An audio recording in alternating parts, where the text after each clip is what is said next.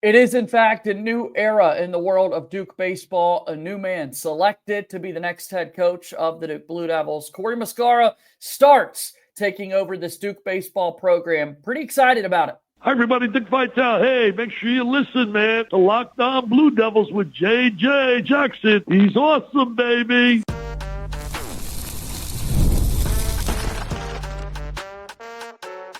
You are Locked On Blue Devils, your daily podcast on the Duke Blue Devils. Part of the Locked On Podcast Network, your team every day.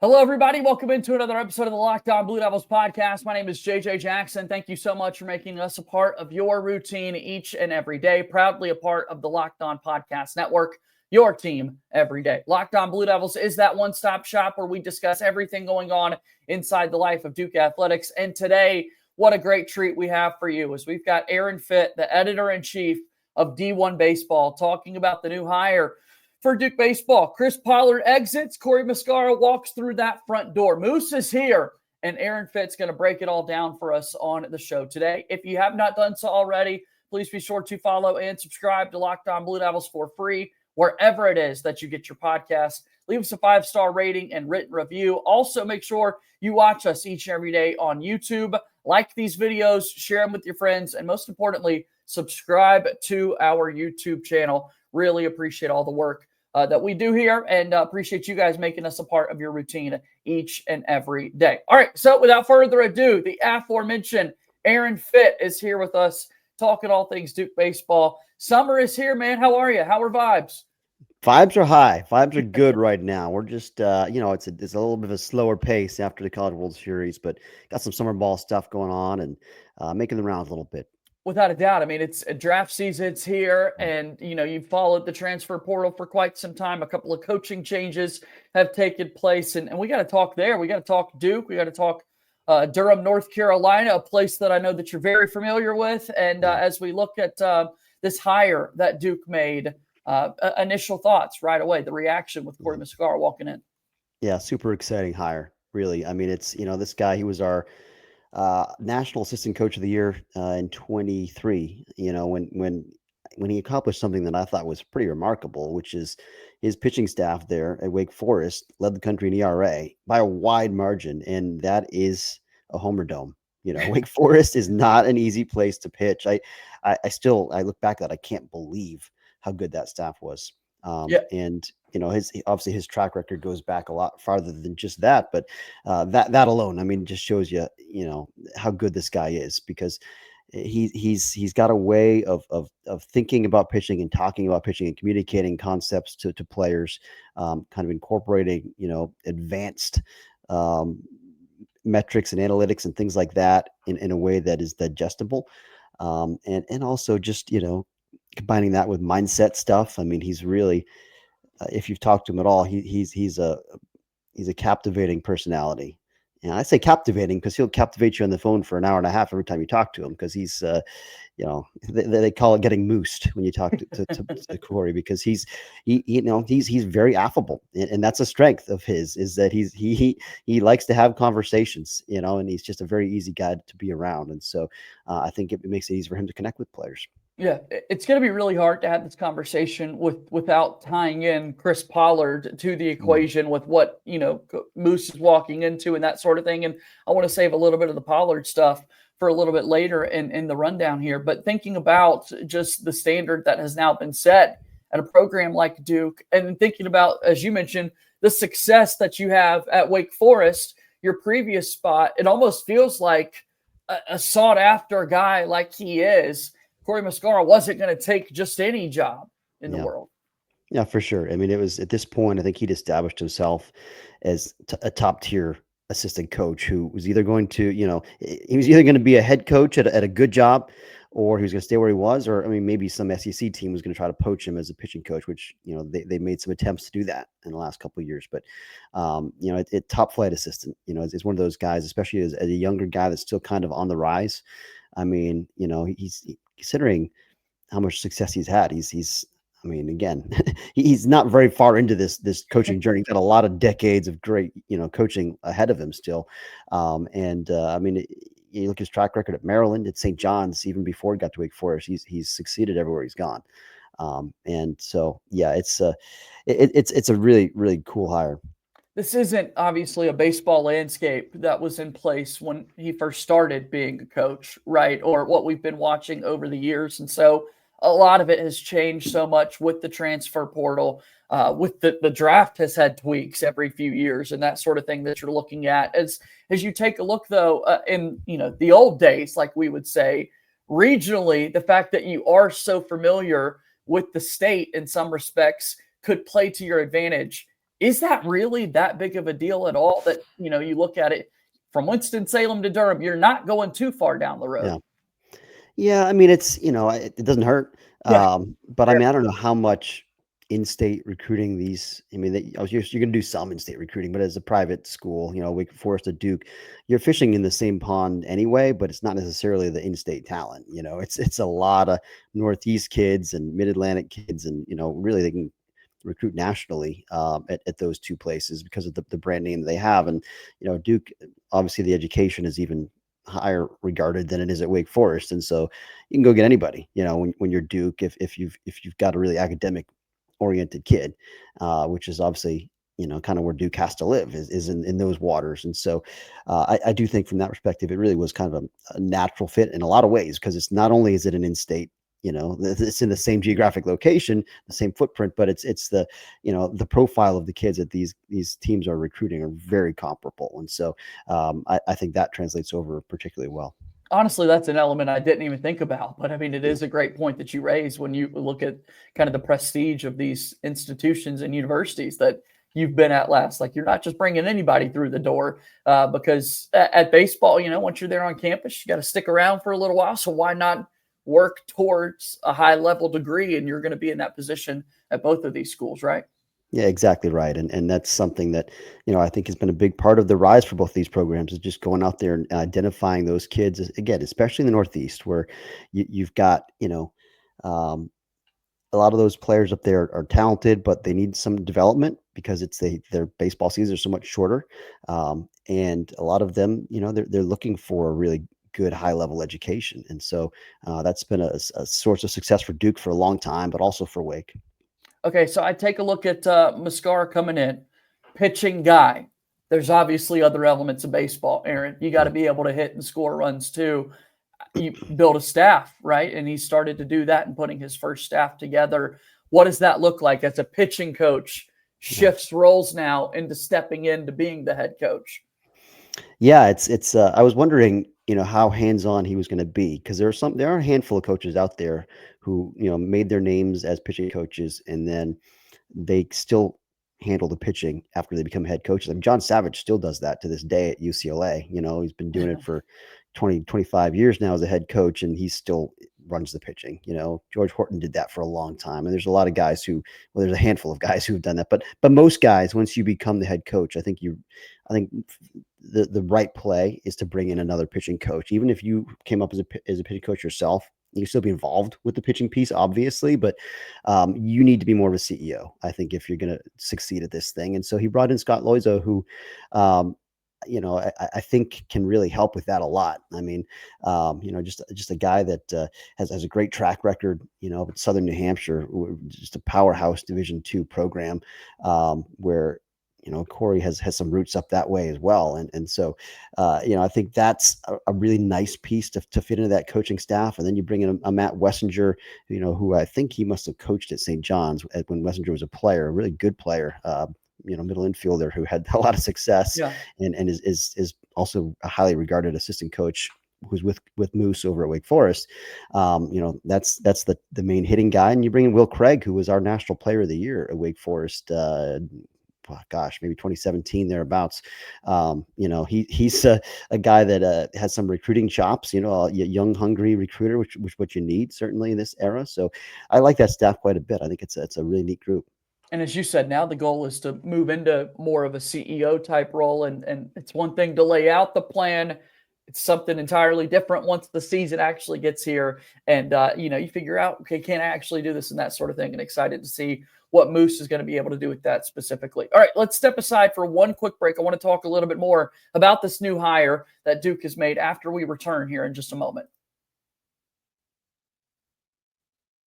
Yeah, that's right. Locked On Blue Devils is brought to you here today by our friends over at FanDuel. FanDuel is the absolute best. Summer sports are in full swing, and whether you're all about baseball under the lights, golf on the green, or high-stakes soccer action, FanDuel is the best way to make every game even more exciting. Obviously, looking at baseball right now, the All-Star break has arrived. So much excitement around the sport. You're already following the action. Why not make it a little more thrilling with FanDuel? You can get in on the game while your friends are getting sunburned at the beach. Been using FanDuel to track all my favorite matchups, and the app keeps it fresh with new daily promotions and fun ways to bet. Are you new to FanDuel? Well, new customers can bet just $5 and get $150 in bonus bets if your first bet wins. Open the FanDuel app or visit FanDuel.com to get started. FanDuel is a proud sponsor of Locked On Blue Devils. Yes, he's Aaron Fitt, the editor-in-chief of D1 Baseball, talking baseball 365. So it's fitting that we got him on here to talk about the new man leading the Duke baseball program. Corey Muscara walking in, taking over this Duke program. Players, that's important to this equation as well. And as the season came to a close, a Duke squad that was able to host a super regional on campus for the first time ever. The unfortunate reality is that several of those players followed suit after Chris Pollard exits. They exit the program as well. And now a new coach comes in. You got to find your guys too. Yep, and that's going to be, the main thing to watch right now is how they are able to rebuild this roster. Because it's going to happen. Whenever a coach leaves in this era now, you're going to see that kind of mass exodus, and that's what happened here. And then they've got some holes to fill.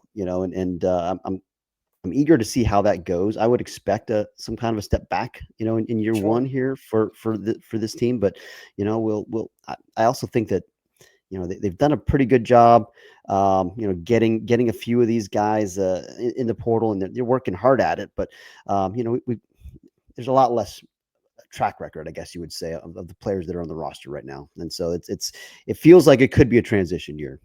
Yeah, I mean, you look at the player turnover alone, and then the transfer portal piece that's in place. So many of the names are still kind of sorting through decisions that they have to make. I'm curious, when you start to look at the ACC as a whole, I don't want to go through what those rankings look like and that sort of thing. But from what you've done over the years, is that something that more so happens once we get closer to fall and guys are back on campus because of the fact that players are away playing in summer leagues and that sort of thing? Or how do you start to kind of picture where a school like Duke would position themselves within the conference? For Duke fans out there, is it still a little too early to sort of determine those things? Yeah, right now it is still, I think, too early because we're still trying to see how all the portal stuff shakes out. We're getting a feel for how these rosters are coming together, but now it's a matter of, for us, we're spending the summer kind of bearing down on like the Cape Cod League in particular, Team USA. We just went to the Coastal Plain League All-Star Game. Just kind of looking for breakout players to see, who's really making that step developmentally as we head into the next season. And a lot of it is fall ball. I mean, we spend a lot of time in the fall. I mean, we write reports on over 100 teams, in-depth reports, kind of breaking down the whole roster, and we try to see as many of those teams as we possibly can. And so once you kind of get a look at how those new pieces fit and who's really taken a big step forward developmentally, that's when you start to put those pieces together. But I mean, again, I think Duke has done a pretty good job here, with some of their portal gets. I mean, bringing in some guys that they've coached before. I mean, at different stops. Bobby Marsh came in from, I think he was at Penn State, if I'm not mistaken, a little bit when Loizo was there, and they brought in Michael DiMartini, who was at Dayton. Under Loizo, was a good player, really productive center fielder there, and you got Nate Britton from Wake Forest coming along with Moose. So I mean, they got a few guys that can help plug some gaps here. Yeah, you look at this. I mean, we're still in the stages where everybody's got to learn each other's name once they get back around. When you're bringing in an entirely new roster and that sort of thing, getting them all wearing that same uniform getting a look. And you're right. I think when the fall, it's going to be awesome to be able to go back and check out your work and kind of see where this squad sorts to or starts to suit up. So thinking about Duke baseball as a whole, though, and kind of what they have been able to build, and now a new coach comes in building off of that, the fact that, Coombs Field did host a super regional, still kind of hard to process that actually took place, that the success that Pollard was able to have in his long run as the Duke baseball job. I mean, what is kind of the state of this program that you're walking into? Well, certainly, this program made an incredible leap forward under Chris Pollard. I mean, you think about where they were before he got there. Hadn't even been to a regional in more than 6 decades until he finally got them across. It's hard to fathom, man. It is. It really is. And since then, now they've won, not only been to, but won 4 Right. regionals. That's 4 super regionals is not easy. And I know they weren't able to kind of break through that last door and get to Omaha. And it's kind of amazing. I mean, the first few times in those supers, it was just a tough matchup on the road. And, they played well. They gave Vanderbilt a run, and that really loaded Vanderbilt team and just couldn't quite get that last one done. But this year felt like the big chance. This is the one that, gosh, I mean, you're hosting a super regional for the first time. You've got Murray State, who, as we know, was really good and Right. could really hit. Still, it's a 4 seed for a regional. It's a Ohio Valley Conference team or Missouri Valley Conference team, and it's like it's a series you hope to win at home. Let's just put it that way. And they won the first game, and they're sitting pretty, and they just couldn't get it done. But all that said, the program is, there has been elevated dramatically. There's no question about it. And, the facility upgrades are in process, and they're helping. I mean, the atmosphere was fantastic at that super regional. And that's something that was never really the case at Duke. Atmosphere was not a thing that they had at Duke baseball. I mean, certainly playing in Durham Bulls Park got all those years, and it was like, here's this 10,000 person stadium, and you got 150 people there. Not a lot of atmosphere, So to see Coombs rocking the way it was for that super regional, and a number of times over the last couple of years, I mean, since they moved back full time to Coombs, and they've had good teams. I mean, it's been great. There's been some weekends where it's like, wow, like this place is kind of rocking, Right. Like, this is not what you expect from Duke baseball. Hadn't been the reality forever, and so that's kind of a testament to the fact that they've built something that people are interested in, and that's sustainable. I love it. All right, we've got just a few more final thoughts. We'll step aside for one more quick timeout, and then when we come back, we start to wrap up this conversation with Aaron Fitt when Locked On Blue Devils continues in a moment.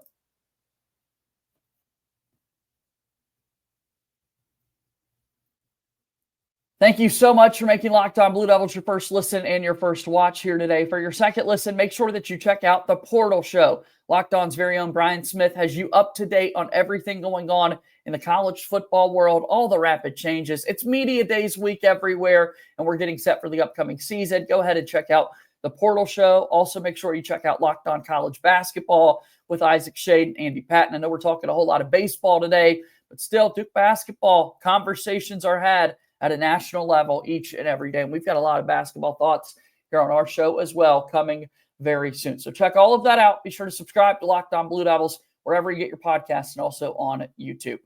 All right, Aaron Fitt is here with us. We're talking about Duke baseball. We're talking about kind of the lasting legacy of Chris Pollard and moving ahead in the Corey Muscara era. The winningest coach all time in Duke baseball history. You mentioned the wins that Duke had in the regional. They also are able to win kind of the ACC championship, ACC tournament, but branding, I'll stick to kind of the name that's out there for that one. That's a difficult thing to accomplish considering some of the format things that have been set up over the years and whatnot. And then the super regionals, the fact that you're getting there winning game ones, I think in every sport, you'd rather kind of be in the scenario situation or a series situation where you're not putting it all on the table for the marbles. But apparently Duke, man, these last 4 tries, they would have rather it just been a winner take all setup. Yeah, it's just one of those weird things. It's like, I don't think there's any inherent reason why they can't win that last game. It's just, it hasn't worked out for them. It's kind of like, that's baseball. One of those things. It's just, they're going to keep on knocking at the door until they break it down. But I know that was something that, you could tell it hit Pollard hard when they were not able to get it done, get to Omaha. And I know that, hey, the next day he left, and I get, like, that's, people were probably a little turned off by that if you're Duke fans. But I mean, I think, Duke owes Chris Pollard nothing but gratitude, really, for the job that he did with this program for, a long time, and really making them a relevant top 25 caliber national program. It's one of the great building jobs we've seen in college baseball and in the last, quarter century here. It's been very impressive. And so he's put him on the map, and now handing the reins over to somebody who can really keep it going and even build on that. I think that's an exciting thing for Duke, that they really, I think, nailed the hire here, because it was an important hire. I mean, you're losing, like you said, the all-time, the best coach in program history you have to replace. And so you gotta get that hire right. And you know what? I like that they were aggressive with it. They didn't necessarily just take a guy who, well, he's an established head coach somewhere. Like, no, Moose hadn't been a head coach yet, but you gotta shoot for upside. And he's got a ton of upside as a coach. And I think that's fantastic that they went that route. Yeah, no, I'm excited to see how all of it plays out. I think that Duke fans should certainly be excited about what is to come, and also, again, appreciative of what took place. Sometimes, you reach the end of the road. I thought it was really important looking at the administration perspective, right? Chris Pollard had been on the job for so long that, he's there as Nina King takes over and quickly won over. And you look at the fact that he was able to get buy-in to the program and to make the full-time commitment to your on-campus stadium, and just the resources that needed to be there. Because the reality of it all, if that doesn't take place, you do fall behind in a bit of an arms race, and you don't want that to be the case. So you can't be nothing but appreciative of what the man was able to do. And I think certainly Moose would even kind of echo those sentiments, right? I mean, this could be way worse of a situation that you're walking into. Yeah, for sure. I mean, he left them a program that's in great shape, that's still kind of on the rise. And yeah, I mean, it's for Pollard, it also was frankly kind of a no-brainer. I mean, it's, a Virginia guy, his family's still up there, and UVA's a great job. It's kind of a dream job for him. So I don't, you certainly can't blame him for taking it, but yeah, I think it's a win-win for everybody. I mean, it was a great opportunity for Pollard to take his dream job, and it's a great chance for Duke to, keep it going with a young rising star in the coaching ranks. And not that it was needed to add anything to the praises here of Chris Pollard, but it is telling that, you go to Virginia and you're also able to take some of your players with you from Duke, right? Like, they have that much respect for you. And it's going to be tricky seeing Kyle Johnson in a different uniform and some of the other guys that are headed up there to UVA. But, things like that happen, and they clearly have a relationship with Pollard, and we're seeing it pay off. Muscara has relationships with his guys, and a lot of, at the end of the day, that's what a lot of this comes down to. Yeah, totally agree. And it's, just to see how many of those Duke players followed him.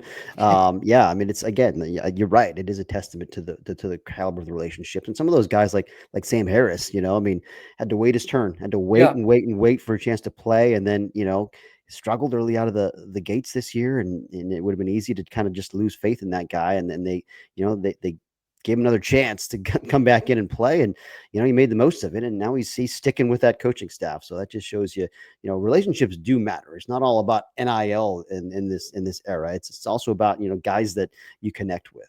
Yep, no doubt about that. Well, Aaron, this has been a fun conversation, man, getting updated on what's happening there in the world of Duke baseball, beyond Duke baseball. I know if we go to D1 baseball, you've got us covered over there as the editor-in-chief. How can people get plugged in? How can they follow along and whatnot?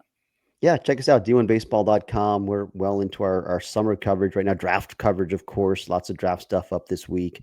Looking forward to that coming up on Sundays, day one of the draft, coming up fast. But our guy, David Seifert, running the scouting stuff for us, he's all over it. And then we'll have Cape Cod League stuff and Team USA reports coming, and we'll make that transition into the fall. And so lots of fall ball coverage on the way at D1 Baseball as well. There's nowhere else you can find in-depth reports on fall baseball developments like you can at D1 Baseball. So check us out every single day of the week as well. That's right. I mean, you guys just to stay at it. So thanks for being here, Aaron. This was a lot of fun. All right, JJ, you got it. Aaron Fitt here with us on Locked On Blue Devils. Awesome conversation there with Aaron Fitt. Make sure you go support his work over at D1 Baseball. And I'm super excited about Corey Muscara being the new head coach for Duke baseball. Thanks so much for your support. As always, we're going to be back at it again tomorrow. Subscribe to us on YouTube. Subscribe to us wherever it is that you get your podcasts. As always, go Duke. I'll talk to you tomorrow. My name is JJ Jackson. Thank you and good day.